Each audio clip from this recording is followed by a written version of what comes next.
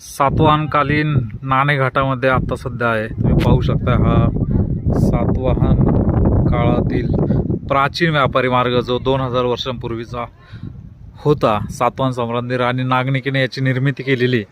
तर हा तो नाणेघाटाचा मार्ग कल्याण ते पैठण. आणि नाणेघाटामध्ये आल्यानंतर तुम्ही जर व्यवस्थित जर पाहिलं तर हा तो नाणेघाटाचा परिसर.